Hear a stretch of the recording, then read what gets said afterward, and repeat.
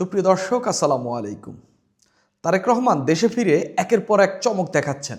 আমরা জানি সামনে একটা নির্বাচন, সেই নির্বাচনে যতটা সহজ ভাবা হচ্ছে ততটা সহজ করে দেখছেন না তারেক রহমান নিজেই।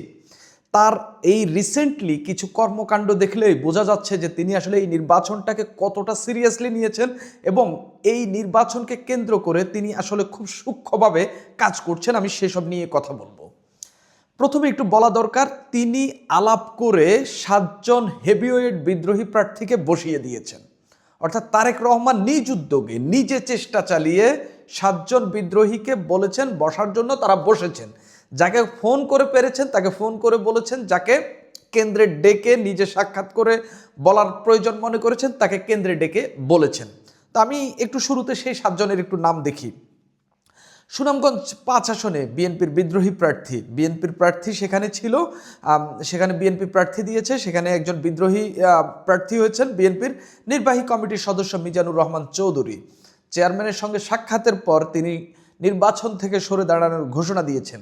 তিনি ফেসবুকে লিখেছেন, আমার শ্রদ্ধেয় অভিভাবক বিএনপির চেয়ারম্যান তারেক রহমান সাহেব আমাকে গতকাল তার গুলশান কার্যালয়ে ডেকে দল ও দেশের স্বার্থে নির্বাচন থেকে সরে দাঁড়ানোর অনুরোধ করেছেন এবং তিনি সরে দাঁড়িয়েছেন।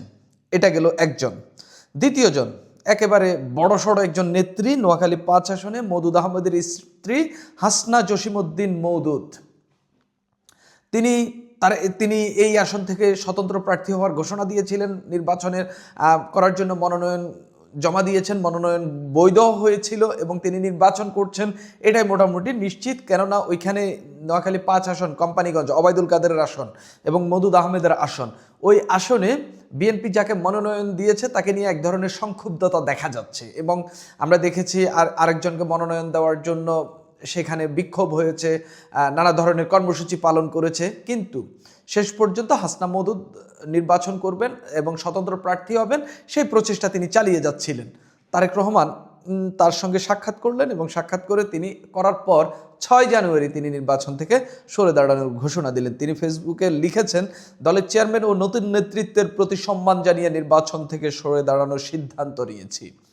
ব্রাহ্মণবাড়িয়া 6 আসন, এই আসনটি বিএনপি জোনায়েদ সাকিকে ছেড়ে দিয়েছে। গণসংহতি আন্দোলনের প্রধান সমন্বয়ক জোনায়েদ সাকি এই আসনে জোটের প্রার্থী হিসেবে নির্বাচন করবেন। সেই জায়গা থেকে এখানে এমন একজন মনোনয়ন জমা দিয়েছেন যিনি আবার বিএনপির মনোনয়ন নিয়ে আগে এমপি হয়েছিলেন, আব্দুল খালেক। তিনি নির্বাচন করবেন এবং তিনি নির্বাচন করলে জোনায়েদ সাকির একেবারে কোনো সম্ভাবনাই নেই, একেবারে সম্ভাবনা নাই বললেই চলে। আব্দুল খালেক সেখানে বিএনপি নেতা কর্মীদের নিয়ে দীর্ঘদিন ধরে কাজ করছিলেন, তিনি সাবেক এমপি, তিনি জানেন নির্বাচনে কিভাবে জয়লাভ করে আসতে হয়। এই প্রার্থীকে তারেক রহমান বসিয়ে দিয়েছেন। গত 6 জানুয়ারি বিকালে গুলশান নিজ কার্যালয়ে এক বৈঠকে চেয়ারম্যান তাকে মনোনয়ন প্রত্যাহারের জন্য বলেছেন। 10 জানুয়ারি বাঞ্ছারামপুরের একটা সভায় এই আব্দুল খালেক নিজেই বক্তব্য দিতে গিয়া বলেন যে আমি মনোনয়ন প্রত্যাহার করে নিচ্ছি। তিনি বলছিলেন যে দলের চেয়ারম্যান আমাকে ফোন করেছেন, জোনায়েদ সাকিকে দল মনোনীত করেছে, দলের প্রধান যদি বলে আমি সেখানে কেমনে না করতে পারি। তিনি নির্বাচন থেকে সরে দাঁড়িয়েছেন। আরেকজন প্রার্থী ব্রাহ্মণবাড়িয়া 1 আসনে এই সৈয়দ একরামুজ্জামান, তিনি আওয়ামী লীগের আমলে নির্বাচন করে স্বতন্ত্র প্রার্থী হিসাবে নির্বাচন করে এমপি হয়েছিলেন। তাকে বিএনপির মনোনয়ন চাইলেও বিএনপি তাকে মনোনয়ন দেয়নি, তিনি স্বতন্ত্র নির্বাচন করবেন এরকম ঘোষণা দিলেন পরে। এবং তার আমরা জানি যে হচ্ছে এই একরামুজ্জামানের মোটামুটি অর্থকড়ি ভালো আছে, যেহেতু আওয়ামী লীগের আমলে নির্বাচন করে জয়লাভ করেছেন, তার একটা ভোট ব্যাংকও রয়েছে। তিনি যদি নির্বাচন করেন, ব্রাহ্মণবাড়িয়া 1 আসনে বিএনপি যাকে প্রার্থী করেছে তিনি মোটামুটি বিপদেই পড়ে আছেন। সেই জায়গা থেকে সৈয়দ একরামুজ্জামানকে গুলশান কার্যালয়ে তারেক রহমান ডেকেছেন এবং ডেকে দেখা করেন এবং সেখানে নির্বাচনের কৌশল হিসেবে তাকে সরে দাঁড়ানোর জন্য বলেছেন এবং একরামুজ্জামান সরে দাঁড়িয়েছেন। মানে আপনি অনেককে বলেও তো সরাইতে পারবেন না, কিন্তু তারেক রহমান এই হেভিওয়েট, এগুলো যাদের কথা বলছি প্রতিজনই হেভিওয়েট এবং বিএনপির যেসব প্রার্থী, জোটের যেসব প্রার্থীর বিরুদ্ধে তারা নির্বাচনে দাঁড়াচ্ছেন সবাই একেবারে এই জোটের প্রার্থী বিএনপির প্রার্থীর চেয়ে তুলনামূলক জনপ্রিয় বলা চলে। ঝিনাইদহ 4 আসন, আমরা জানি বিএনপি কাকে মনোনয়ন দিয়েছে। গণ অধিকার পরিষদ থেকে পদত্যাগকারী সাধারণ সম্পাদক রাশেদ খানকে সেখানে মনোনয়ন দিয়েছে। সেখানে বিএনপির একজন নেত্রী স্বতন্ত্র প্রার্থী হিসেবে মনোনয়ন চাচ্ছিলেন, মুর্শিদা খাতুন। পরবর্তীতে তিনি মনোনয়ন প্রত্যাহারের জন্য আবেদন করেছেন। জানা গেছে যে হচ্ছে মুর্শিদা বিএনপির সিনিয়র নেতা শহীদুজ্জামান বেল্টুর স্ত্রী। তারেক রহমানের নির্দেশেই তিনি নাকি মনোনয়ন প্রত্যাহার করে নিয়েছেন, এরকমই শোনা যাচ্ছে এবং এটাই সম্ভবত ঘটনা। নারায়ণগঞ্জ 2 আসন বিএনপির ঢাকা বিভাগীয় সহসাংগঠনিক সম্পাদক নজরুল ইসলাম আজাদকে বিএনপি মনোনয়ন দিয়েছে, তবে সেখানকার স্থানীয় এক নেতা সেখানে মনোনয়ন স্বতন্ত্র নির্বাচন করছেন, যার নাম হলো আতাউর রহমান খান আঙ্গুর। তবে গুলশান কার্যালয়ে যখন তারেক রহমান ডেকে তার সঙ্গে আলাপ করলেন, তিনি এসেই ঘোষণা দিলেন তিনি আর নির্বাচন করছেন না, অর্থাৎ সরে দাঁড়াচ্ছেন। মাদারীপুর 3 আসন স্বতন্ত্র প্রার্থী কেন্দ্রীয় যুব দলের নির্বাহী কমিটির সাবেক সহসাধারণ সম্পাদক আসাদুজ্জামান পলাশ নির্বাচন থেকে সরে দাঁড়ানোর ঘোষণা দিয়েছেন। এক ফেসবুক স্ট্যাটাসে তিনি লেখেন, গণতন্ত্রের আপসহীন নেত্রী দেশনেত্রী বেগম খালেদা জিয়ার ইন্তেকালে সৃষ্ট জাতীয় শোকের প্রতি সম্মান জানিয়ে এবং বিএনপি চেয়ারম্যান তারেক রহমানের প্রতি পূর্ণ রাজনৈতিক আনুগত্য রেখে আমি আসন্ন নির্বাচন থেকে সরে দাঁড়ানোর সিদ্ধান্ত নিয়েছি। অর্থাৎ তারেক রহমান এই হেভিওয়েটদেরকে এবং স্বতন্ত্র বিদ্রোহীদেরকে বসানোর চেষ্টা চালাচ্ছেন। শেষ পর্যন্ত আমরা জানি অনেকেই শুনবেন না যে তারেক রহমান হয়তো সবার সঙ্গে, কারণ সারা দেশে স্বতন্ত্র প্রার্থীর সংখ্যা তো একেবারে কম না, মোটামুটি 50+, সবার সঙ্গে বসা হবে কিনা, সবাইকে ওইভাবে অনুরোধ করলে শুনবেন কিনা, যাদেরকে ইতিমধ্যে বহিষ্কার করা হয়েছে তারা শুনবেন কিনা সেটা নিয়ে প্রশ্ন থাকছে। না শুনলে তারেক রহমান কি করবেন সেটারও ইঙ্গিত তিনি দিয়ে রেখেছেন। পটুয়াখালীতে বিএনপি নেতা হাসান মামুন নির্বাচন করছেন, সেখানে বিএনপি সেই আসনটি ছেড়ে দিয়েছে জোটের প্রার্থী নুরুল হক নূরকে, গণ অধিকার পরিষদের নেতা সভাপতি নুরুল হক নূরকে। তো নুরুল হক নূরকে যখন ওই আসনটি ছাড়া হয় তখন সেখানে বিএনপি নেতা, যিনি বিএনপি নির্বাহী কমিটির সদস্য, যাকে পরবর্তীতে বিএনপি বহিষ্কার করেছে, তিনি আবার ঢাকা বিশ্ববিদ্যালয়ে ছাত্র দলের সভাপতি ছিলেন এক সময়, সেই হাসান মামুন সংক্ষুব্ধ হয়ে তিনি নির্বাচন করছেন এবং বিএনপি তাকে বহিষ্কার করেছে।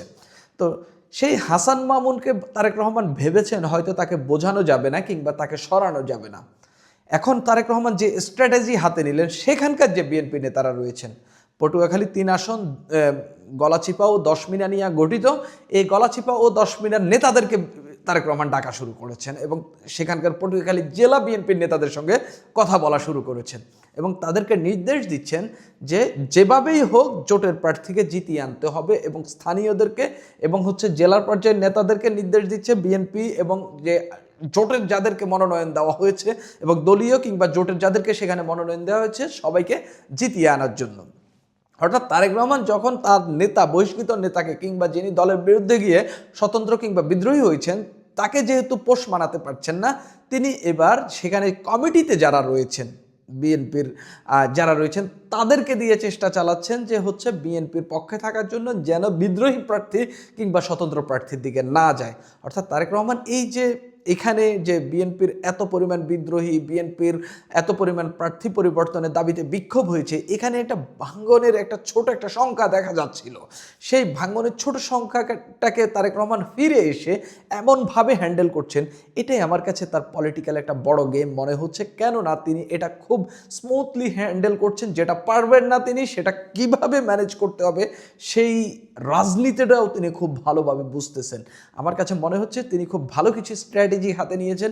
শেষ পর্যন্ত আমার মনে হয় না যাদেরকে বহিষ্কার করেছে তারা ছাড়া বিএনপির বিদ্রোহী খুব বেশি কেউ থাকবে। তারেক রহমান একেবারে জনে জনে ফোন করে বলবেন, জনে ডেকে তিনি কথা বলবেন এবং তাদেরকে বসে যাওয়ার জন্য, নির্বাচন থেকে সরে দাঁড়ানোর জন্য তিনি অনুরোধ করবেন, নির্দেশ দিবেন। সেটা যদি দু এক জায়গায় না ঘটে তিনি অন্য তরিকা অ্যাপ্লাই করবেন, সেই তরিকায় তিনি তার দলীয় প্রার্থী এবং জোটের প্রার্থীকে জয়লাভ করার জন্য, অর্থাৎ বিএনপির বিদ্রোহী যেন ফেস না করতে হয় সেই চেষ্টা তিনি চালাবেন। এটাই তার পলিটিক্যাল একটা বড় ম্যাচুরিটির জায়গায় দেখা যাচ্ছে।